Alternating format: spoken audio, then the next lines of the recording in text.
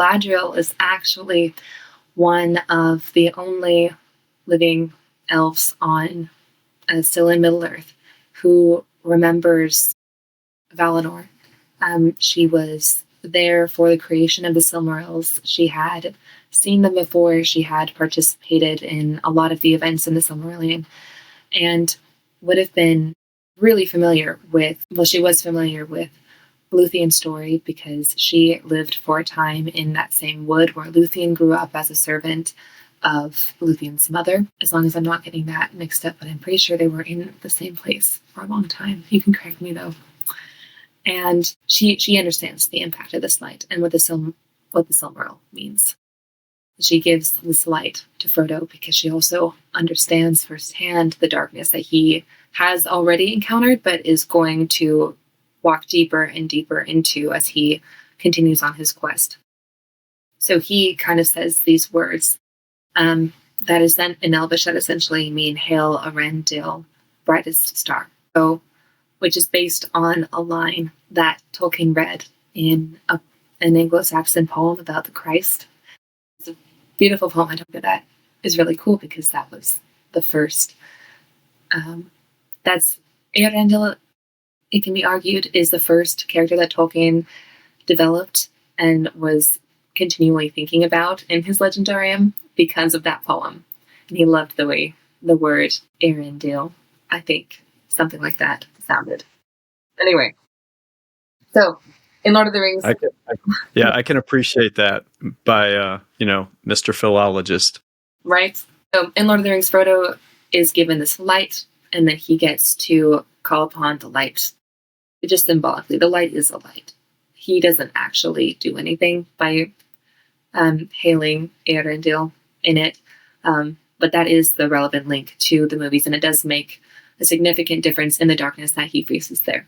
So, before that, you see Eärendil mentioned in the House of Elrond, and Bilbo has been there for some time.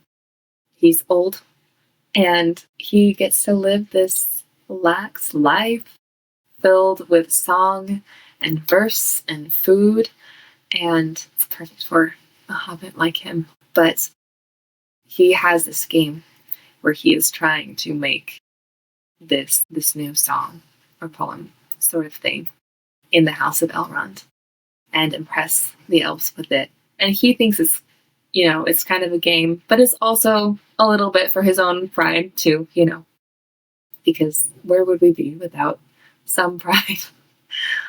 Well, probably be better.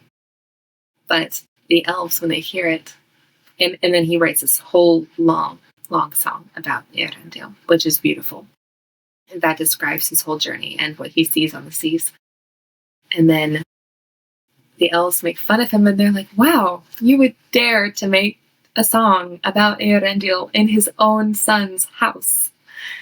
And my impression of Eärendil is that from Lord of the Rings only, is that he's kind of encased in memory, along with a lot of other things that you see in the elves, like where they live.